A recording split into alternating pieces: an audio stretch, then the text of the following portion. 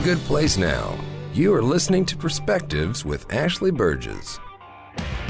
Welcome back live to Live Your True Life Perspectives, and I'm your host, Ashley Burgess.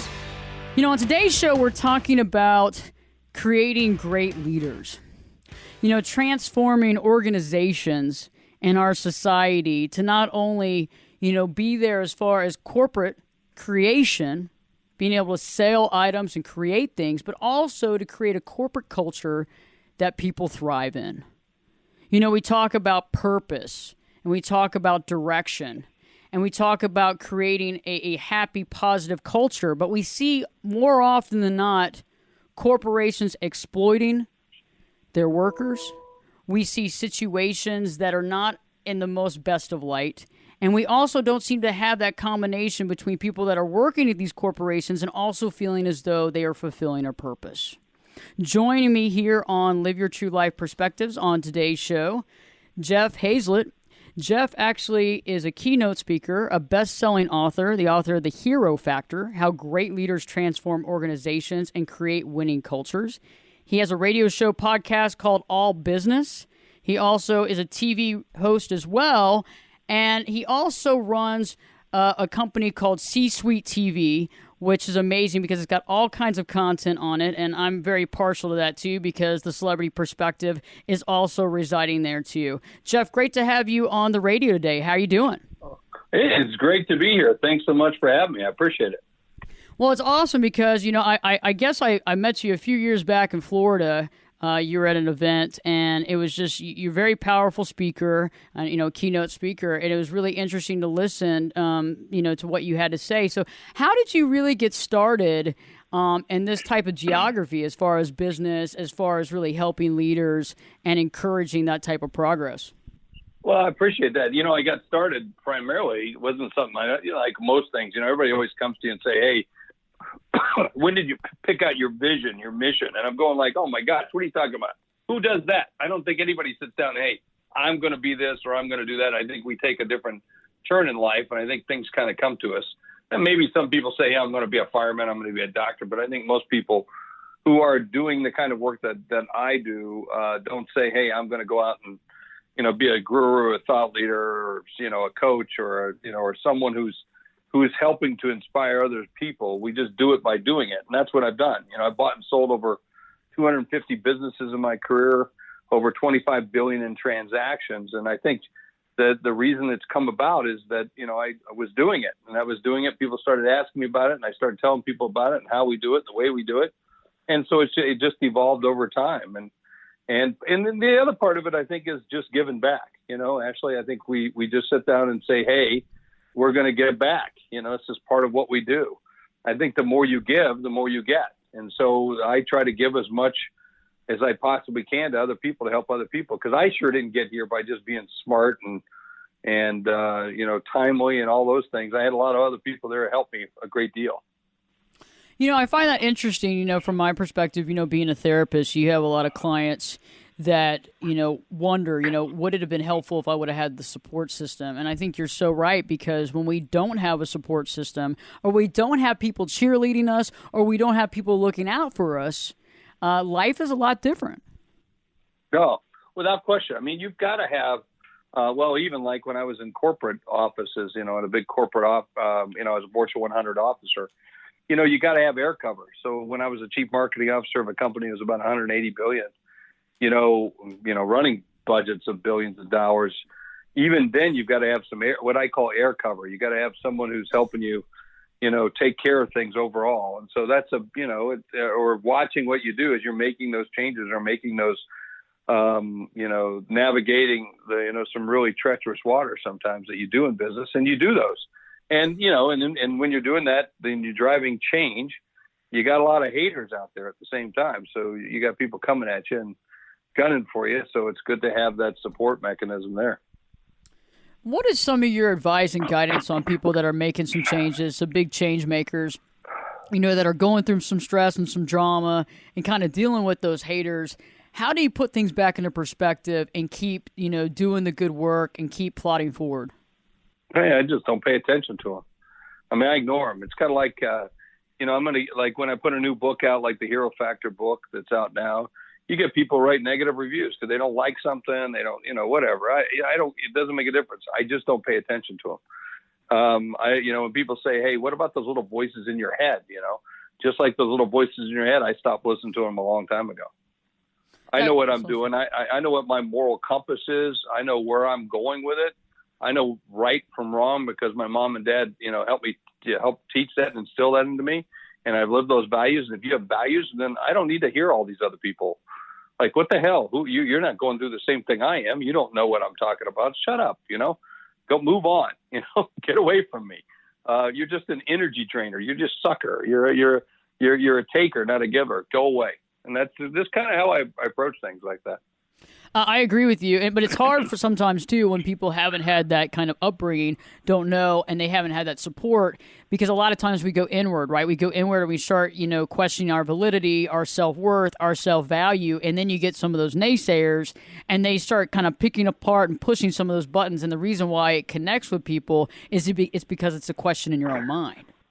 Well, you just said a key word. You just said naysayers. I got to pull that out because in the front of one of my very first books, in fact, I'm grabbing it right now. My very first book, the Mirror Test, I wrote into the very front of this, the dedication to this book. Let me see if I can pull it out. I remember it from memory, but I'm going to see if I can actually read it. Yeah. To the tenacious and driven men and women who have succeeded in business against the odds, in spite of themselves, and to the surprise of all the people who told them success would never happen. Booyah. All right. But then at the same time, I wrote, and my second book was Running the Gauntlet. And in Running the Gauntlet, it was about all those people who were captains of no, who fought to kill you all the way. And this is what I wrote to the dedication of that book, was to all the naysayers, opportunists, and obstructionists who do their best to stop the progress of change in an organization. Note, we will beat you.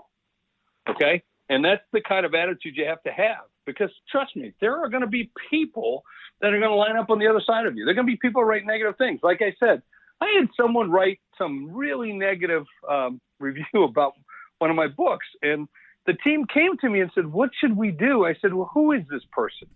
And they went and looked him up on Amazon. And he writes reviews of all kinds of things, but he's mostly written reviews about vacuum cleaners. So here's a guy who was writing book reviews about how, good vacuum cleaners, bad vacuum cleaners, and then decided to become a reviewer of a best-selling business book that sold, hundreds of thousands of copies or millions of copies, depending on which book it was. I can't remember. And he's negative on me. Why would I care? He's writing reviews of vacuum cleaners. Basically, the guy sucks, if you look at it from that perspective, right? So no, I'm not going to worry about stuff like that. I'm not going to let those people get to me. I'm not going to let them, it's not going to happen. Not my vocabulary. So I agree with you on that. I mean, we all have some of those YouTube reviewers, out there too, that can be very interesting. But how do you deal? So this is a question that I have. Sometimes you have an organization, you bring on employees. They, in the interview process throughout the first 6 months, year, 2 years, there's that, that kind of that honeymoon phase a little bit. And all of a sudden, their kind of true negative, naysaying self comes out. And all of a sudden, they begin to kind of pollute the environment, and then they try to take on or they work on trying to get other folks on their side. How do you deal with something like that in an organization with 50 to 100 employees where you got one real naysayer and then you got some people around them that are pretty pliable, and then that's when they start trying to downgrade the stuff within the organization? Yeah, get rid of them. Get rid of them. You can only move as fast as your slowest common denominator. Your job. When I went to Eastman Kodak as a CMO, I said, some of you are going to pull us down. Some of you are going to be the slowest common denominator. And let me be very clear. And I stood in front of, at that time, 7,500 marketing people on the first day I was there. I said, trust me, I'm going to hunt you down. I am going to find you. I am going to ask you to leave the company. We love you, but we're going to miss you because we've signed up to do this. We've signed up to make this happen in the company. And this isn't a question. This is a question about survival, about growth, about where we want to go and where we want to lead the business and how we want to lead the business. So either get on this train, get on this bus, or I will run you over with it. And that's what a leader should do. You should talk about your conditions of satisfaction. You should talk about where you want to go with the business and how you want to lead that business. And once that's done, get on the bus, drink the Kool-Aid, drink the champagne, get on the wagon. But again, get on the bus or it's going to run you over. That's your job. That's your job as a leader. And the more you do of it, the more people will follow you and the more that will get done and you will have success. That's powerful information. When we return, we'll be talking more about the hero factor, more about what Jeff has in store in the future, as well as his podcast, and some other information on how to create that reality within your business to make things flourish and to have the best possible outcome. Stay tuned, because Live Your True Life Perspectives with me, your host, Ashley Burgess, will be back in. Well, you know it. I'll be back this time in 2 shakes.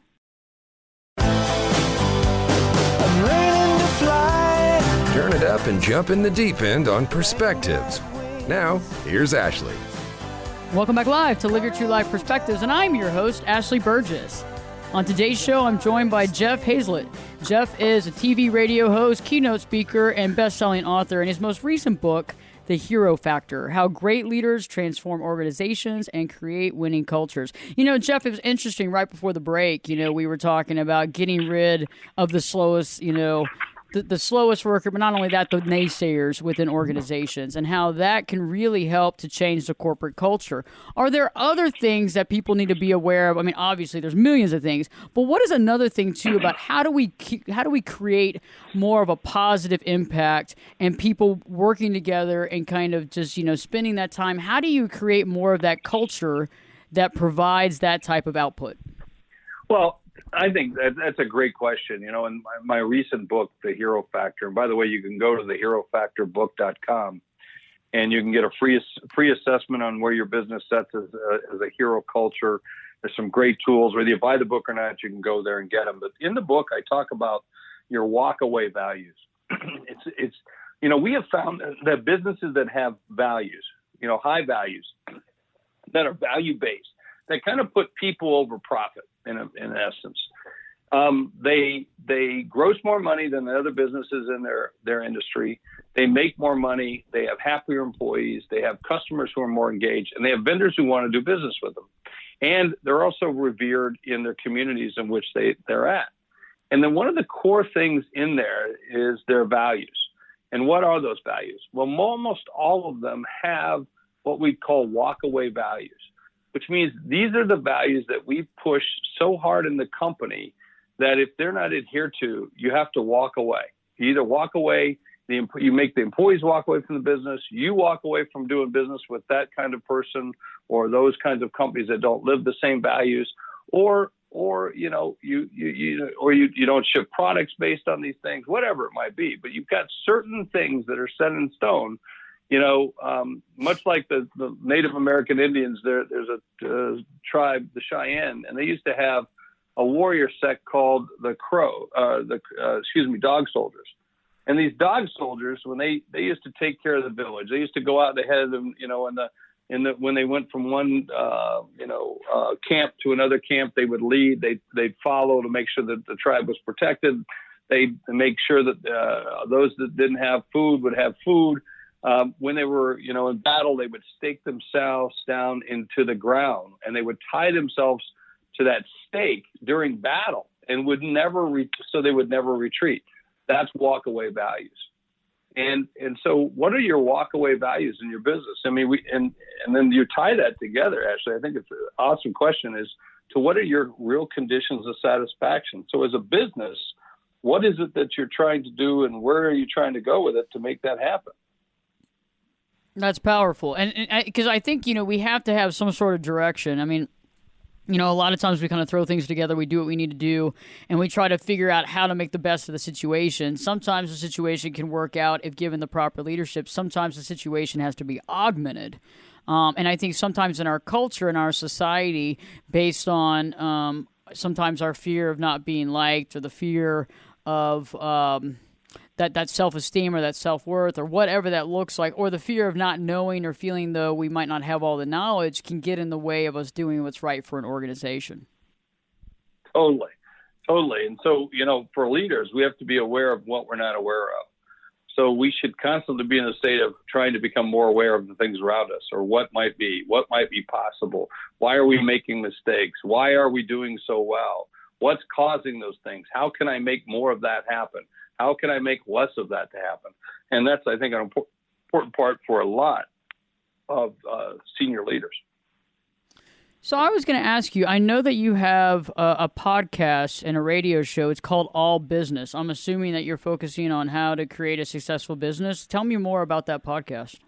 Yeah, so what I do is I visit with people who run iconic brands, billion-dollar brands. I have these are the leaders of some of the biggest names that you've ever seen, and also very iconic figures in politics and business, the news. So I might have Penn Jillette, on there, and of course Penn's runs a success. He's a big Las Vegas headliner, come from humble beginnings, doesn't believe in God. He's kind of a libertarian, but probably one of the smartest guys I've ever met, but yet he runs a really successful business. Well, what are the traits that make that up? What was the most difficult things? I might have rocker Gene Simmons, and I almost made Gene cry on my show, not because I was mean, but because I got him to tell stories about how he got started in his first business. And he was like 6 years old back in Israel, and he was selling cactus fruit, at a bus stop. And, he tells that story about how he took his shekels home, and he stopped and bought an ice cream cone because that was his treat. But the other 98 cents or whatever it was at the time, he took it home and gave it to his mother. And his mother, of course, right away thought, well, where did you get this money? And she, of course, she kind of yelled at him because she thought maybe he did something bad to get it, Mm-hmm. And then he told her the story. And then he said, his mother turned to him and kissed him and said, "You're my little man." And, when he told that story, well, what an impression that made.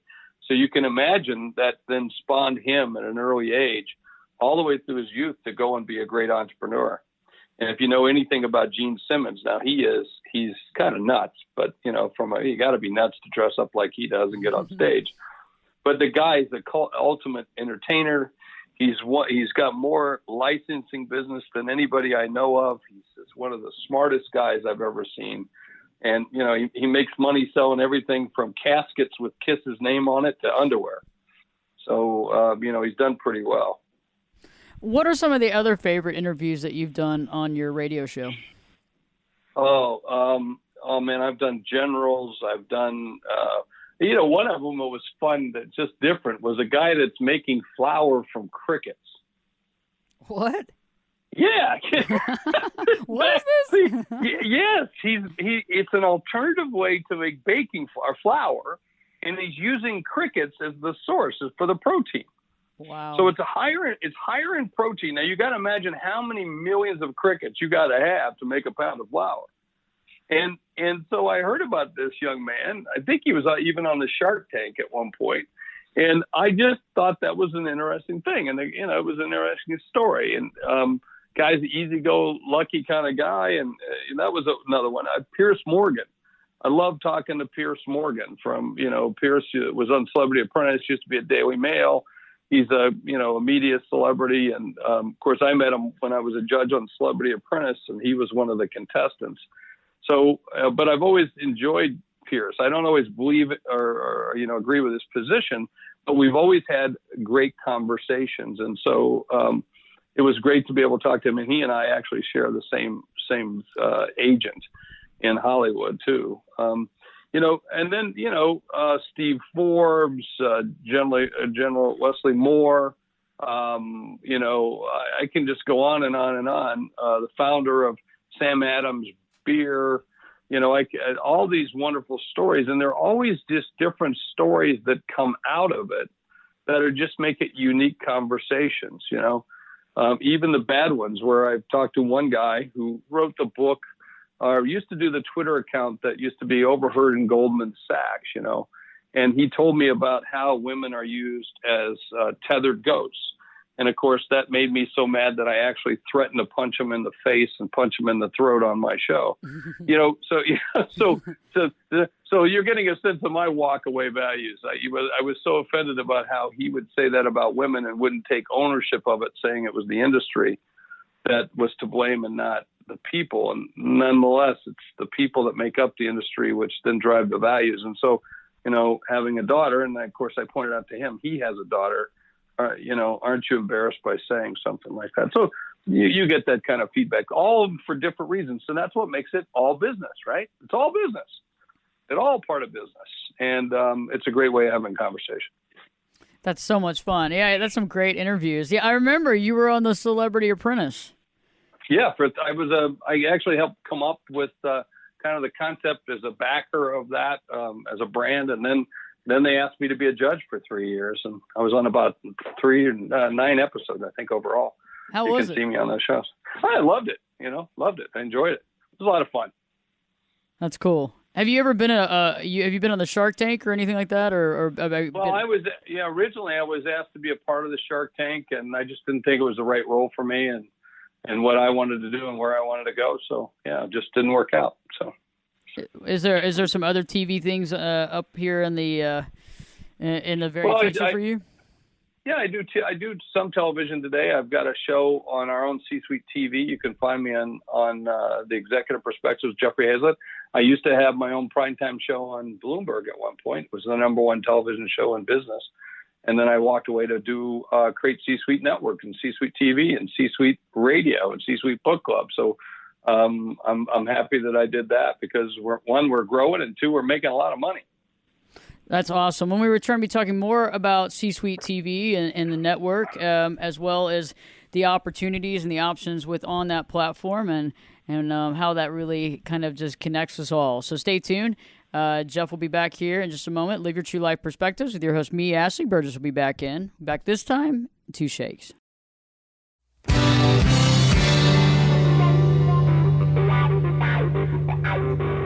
This is Jake Busey, and you're listening to Perspectives with Ashley Burgess. Welcome back live to Live Your True Life Perspectives, and I'm your host, Ashley Burgess. Joining me today, TV radio host, keynote speaker, best-selling author of The Hero Factor, How Great Leaders Transform Organizations and Create Winning Cultures, Jeff Hayzlett. Jeff, great to have you here at Live Your True Life Perspectives. Right before the break, we were talking about C-Suite TV and all the different options. And I'm partial to, obviously, C-Suite because the Celebrity Perspective, my show, is on there. I actually won a Telly Award this year for that show. Yeah, I know. It's one of our great shows. We've got so many. I started the network right after I was a primetime show on Bloomberg. I was doing that. And I actually more people started watching me online than were watching me through broadcast. And I went to the network and said, geez, can't we change this? I mean, why are we giving this all away? And this seems kind of weird. Why are we doing it like this? And so they weren't really interested in doing that. So I said, well, I quit. And I went out and I looked at it. Of course, I said, I quit. I'm going to go start C-Suite TV. And we created an OTT network. That OTT network, over the top television, now has 60 shows. And then that led us to creating a podcast network, which we now have 140 podcast shows on, well over almost 6,000 episodes a year. And it's just, we're going to town with it. It's just awesome. That's awesome. That's really cool. So, when was the first time, because I know that, when you were young, did you have any idea that you were going to be here at this point? Or did you have any glimpse of that? No. I always knew, because of the way my parents raised me and what we did, hard work and, blah, blah, blah, we sometimes take for granted, but that I'd always be good at whatever I did. I'd do it, So, and then as I got through junior high and high school, I always thought I'd be doing something big. I just never knew what that was. And I kind of started off in politics, and that led me to understanding business. And I found out, well, in business, you get paid a lot more. And then, building wealth became an important thing for me so that my family had a different life than I had when I was growing up. And hopefully my children, my grandchildren will have a different life and a better life than I had, based on just, and money helps to make that happen a little bit. At least it takes pressure off. And so, I was very focused on how I could build wealth, how I could continue to grow professionally in terms of knowledge, education, because that's a very important thing for me to learn new things. And my third condition of satisfaction was always around having fun. Because if you make money and you're learning new things, learning new things, great. But if you're not having fun doing it, well, then that's a job. And I'm not about jobs. I go to bed every night, Ashley, hoping I'll hurry up and sleep so I can get going the next day. That's awesome. That says something. So if you're an entrepreneur out there, and if you're not living like that now, don't get me wrong. There are days when I'm going like, how are we going to make payroll? How are we going to do this? How are we going to pay the bills? Just like everybody else, it's not easy. And even if your business is multiple millions of dollars or billions, it's the same thing. You got obligations to make, bills to pay, promises to keep. And, if it was easy, everybody would do it. It's not about being easy. It's about doing it. And it's hard, it's the reason why it's hard. It's hard. That's the name of the game. It's hard because it's hard. Well, that's why they call it hard work. So that's what you have to do. And if you don't put in that time, now some people get lucky, and there's a couple of companies out there that have gotten real lucky, and gotten $1 billion for this or for that. And usually that just doesn't happen all the time, those unicorns. And, most of it's just by, you slug it out every day. Let me ask you, I know a lot of people nowadays, because we feel like, 40 is the new 20 and what have you. Do you feel, because I feel that age doesn't matter as much, but do you feel that age matters in the hiring process still as much as it did before? Well, I tell you right now, I personally no. The answer is no. I'm 59, but I feel like I'm 30 something. I really do. I feel that way. I've always felt that way. But you know what? Quite frankly, when I was 16, I felt like I was 30 something. So there you go. So I think we're locked into a different age, our own sense of who we are. We kind of get locked in that, and that's what we become. Just like when I see some men and women dress a lot younger than they should be dressing, maybe they're kind of locked in. Same thing. I just think that, like when I was a young, 14, 15, 16, you'd see me, I was dressed, they used to call me preppy, because I used to have a certain look, and I used to carry a briefcase to high school, for goodness sakes, so, we're all like that. But I will tell you though, right now, Ashley, I've never seen so many calls, so many emails from people who are over 50 who are telling me they can't get jobs, who are struggling. And I actually know someone's writing a book on it. I'm sure there's probably been other books on it, but I do think we tend to think that some of the older generation isn't as up to speed on some of the technology and so forth. I'm a millennial. I'm just trapped in a baby boomer body. Mm-hmm. That's the way I look at things. I adopt new technologies. I do things the way I like. I utilize all kinds of things just the way most millennials do. I tend to think very similar to that too. I'm just older. Now that makes me more marketable. I think there are other people who have been less marketable and they're lumped into that right now. And that's a wrong thing to do. So obviously, if somebody was, they're more millennial type, they're on the go, they're, technology savvy, they have their finger on the pulse in the industry, they shouldn't worry about what their age says. They should just go for it. If they want to make some changes in their career, or they want to sit there and put their resume out and do something, you think that's a good idea? Yeah, and I think it goes both ways. I think it goes for the millennials too. I mean, just because you're millennial doesn't mean you're hot, doesn't mean you're great. I was at an event for Verizon one day. They were doing some filming, and I was doing filming for one of our TV shows. And they asked me if I'd speak to this group of millennials that was in. And so I was talking to them and so forth and something. And somebody said something, to me about, you should pay attention to what we have to say. I said, why?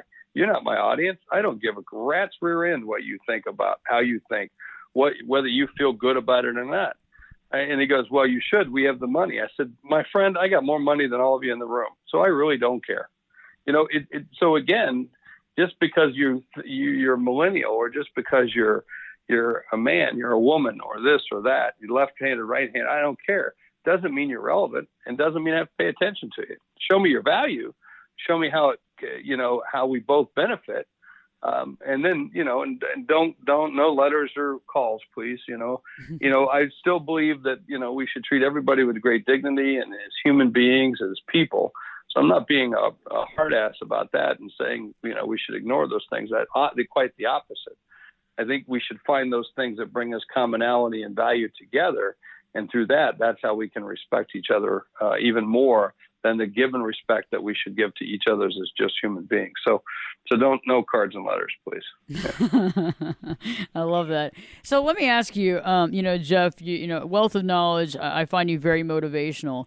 For some folks out there that, really wanting to create something, just a little worried, a little stressed out, any motivation for those people that, they got something, but they're just a little scared of putting it out there. I know that you have some motivation for folks just to kind of make it happen. What would that be? Well, let me tell you, the biggest one is if you fail, if you make a mistake, it doesn't go right. Is anyone going to die? No. I mean, I just had a friend of mine, a good friend, she went through personal bankruptcy, called me because she was all upset, owed me money, so forth and on. But she called me, and I appreciated that. But she was like, how she looks and so forth. I said, you just used a tool that some of the biggest icons in the world use. So did you die? No. Are you going to be able to recover from this and go back and be a contributor to society? And so, yes. Okay. Stop it. Quit looking in the mirror and beating yourself up, So for the most part, for most of us, we hold back because it's got to be perfect. We hold back because not everything's in alignment. It's not the right time. Give it a shot, and my whole thing is anyone going to die? And unless you're doing brain surgery or heart surgery, or operating heavy equipment, or, running in the streets of a busy highway or something, you're not going to die. So get over yourself and get going. That's powerful, because I think a lot of times we take it too seriously. We're always waiting for the conditions to be perfect. The wind's got to be at this speed. Everything's got to be great. Life's got to be great. And then what happens is if we don't do it, we just have a bunch of regret and life passes us by. Yeah, a great idea without implementation is just air. So think about that. You might have the greatest idea in the world, the greatest process, the greatest whatever. But if you don't implement it, it doesn't mean squat. And it's just talk. And so get off your butt and make it happen. That's the best advice I can give to you or anybody. Powerful stuff. Jeff, I'd love to have you come back on the show. Anytime. I love it. You got me riled up now. Awesome. We're doing some more stuff. We got some really neat stuff going on, obviously here on the network and then on the podcast. And we also have a digital show that we're working on. I'd love to have you be one of the first guests on the show. Let's go. Okay, you heard it here. Jeff's coming back on the show. So, wonderful show, Jeff. Thanks so much for your information, your motivation, and also what all you're doing to impact the industry, but also to help people and really focus that factor of doing the right thing, but also, being successful in the process. Fantastic. What a great interview with Jeff. I love his enthusiasm and his motivation and his directness.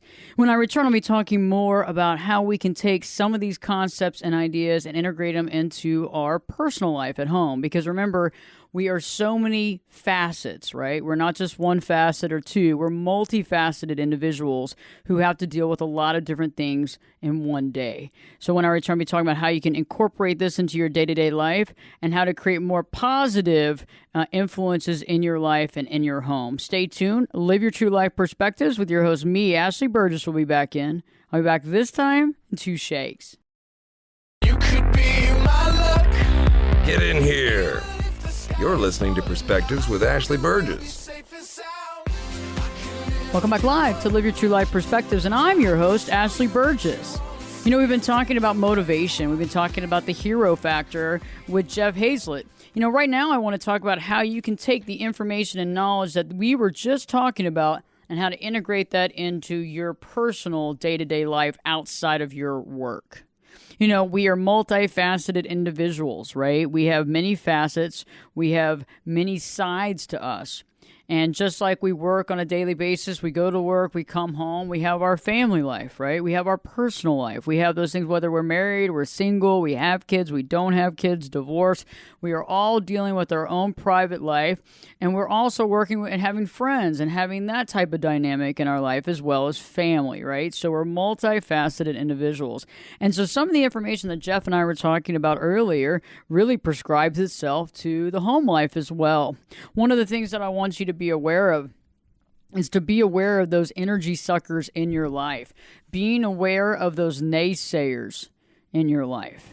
You know, we have a tendency of not realizing those naysayers. We have a tendency of not realizing the energy suckers because a lot of these folks have been around our life for a long time. Some of them actually come in the form of a parent or a sister, a brother, or even an old best friend that has a tendency of telling us constantly how we're not going to be able to do something, or we're going to be unable to create something, or whatever. And because they've been around so long, or they are family, we just kind of deal with it.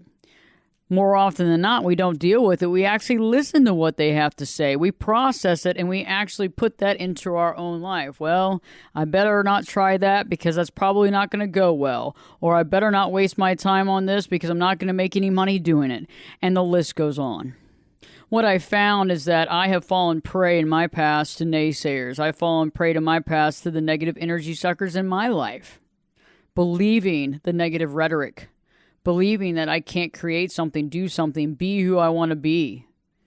And unfortunately, when I believed it, by believing that, I put my life on hold. I put my life on hold. I put my life on autopilot. And I tried to be what I think other people wanted me to be, or I tried to be what I thought a successful person would be. And that just did not help me in the long run. And I find that if we can spot these folks early on, okay, if we can spot these folks early on and understand where these people are coming from, we can begin to not put much stock into what they say. Okay? Because when it comes to family, it's not like we can just cut family out and say, see ya. I mean, some people do. But for the most part, we still love certain facets or aspects of them. We don't want to cut them out. And I feel like when we cut people out, sometimes it's, if it's somebody that's not that close to us, it's somebody that seems to be angry or revengeful, that's one thing. But I feel that a lot of times when we cut people out, we're not really learning from the process. And so you don't need to necessarily hang out with the naysayer or the negative energy sucker. You don't want to hang out with them for a long period of time. You can have little spots and pockets of time with them. But I want you to begin to take a step back emotionally when you interact with them. I want you to begin to realize the amount of energy and power that you give these people and how this can also backfire and get in the way of you creating the life that you've always wanted. You find that we can have those naysayers that tell us that we can't create something or we can't do something, or it's not a good idea to marry so-and-so, or it's not a good idea to take this job, or it's not a good idea to move here, or our career is destined for failure, whatever. It's like all those things, life is too short. And I realize that because many of us have self-esteem and self-worth issues, we have a tendency of being codependent, we actually listen to this. And what happens is if we don't stop listening to it over a period of time, later on down the road, we have a lot of regret. And that regret builds up.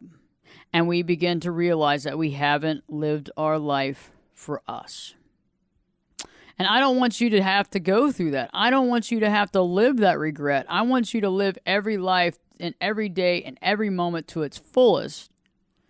And so when we're doing that, we have to be aware of that. So being able to be aware of and take inventory of the people in your life who are naysayers, being able to limit the amount of exposure time to these individuals, and when you are around them, not taking what they say personally. Another thing that I want you to be aware of is the energy that you are giving out. How are you projecting yourself? How are you acting? Okay? When you walk into a room, what kind of energy do you have? When you walk into a room, how do you say hi? How do you communicate with people? So these are things that you just kind of want to think about, because the way you open the door and walk into a room, the way you communicate, the energy that you're putting off directly affects other people. And does that energy and your attitude project the way in what you want to project? It's just that simple. Energy and attitude are more important than what you're wearing. I mean, that is like the clothes of your energy, right? Your energy and attitude is everything. You can win an entire room over, or you can isolate yourself. You can anger people. I mean, there's a lot of things that you can do. You can even scare people. It just depends on the energy that you are giving out, how you are being perceived, And that energy that you give out is based on your personal perspective. So what's going on there? What is in your mind? What are the mental thoughts? And that's another thing that I talk about on numerous shows, numerous episodes of Live Your True Life Perspectives, is on that negative broken record. What are you thinking? What's going through your mind to create this thought process, for that thought process to become your attitude, to project that energy, okay? And these are all very important things. We can talk about other people's energy and attitude all day, but it comes down to our own energy and attitude. Normally, what we are given off, we also receive back. Now, that's not always true, but we do need to check ourselves first in order to really focus and to understand. First off, we got to check ourselves. We got to do an inventory, a personal inventory. Our life changes, and understanding our life and getting control over our life begins with taking a life inventory. And that begins with understanding ourselves, our emotions, our thoughts, our attitude, our energy. And then also we can go from there, once we understand that stuff, to directly reflect and understand other people's energy and attitude, and the people that we want to spend more time with and the people that we don't want to spend so much time with. The last thing that I want to share with you on today's show is that, a lot of times we think this, but we don't always do it, is that we need to act from the highest good. We can't just talk about doing the right thing. We can't just talk about, oh, I want to do this, and I want to do this, and I believe in this, and I got unicorns and rainbows. You need to do it all the time. You need to be of the utmost honesty and authentic person you possibly can be on a moment-to-moment basis, no matter what situation you're in. And you have to do it when nobody's looking. Because if you're doing it that way, it will commit to memory. You will be that way all the time, and you will constantly be in the right place at the right time, doing the right thing, and being aware of the energy around you, being the energy of yourself, but also being mindful of who you are. Because when we get on autopilot and we just say things, or we get on autopilot because we are codependent, because we want people to like us, we end up making mistakes. We make bad choices, and usually those choices come home to roost. So think about that. I want you to be aware of those naysayers. I want you to be aware of your own energy and attitude, and then I want you to work from the highest good in every occasion and situation in your life. I hope this show has helped you. Please share the show with your friends and family. Also, if you have chance, go to YouTube. Check out YouTube. Go to Ashley Burgess, Berges. Also, if you want to check the Celebrity Perspective out, go to csuitenetwork.com, csuitenetwork.com, click on the Celebrity Perspective. And for more information on Jeff's latest book, The Hero Factor, go to herofactorbook.com. Live Your True Life Perspectives with your host, me, Ashley Burgess, will be back in. I'll be back this time, you know it. I'll be back this time in 3 shakes.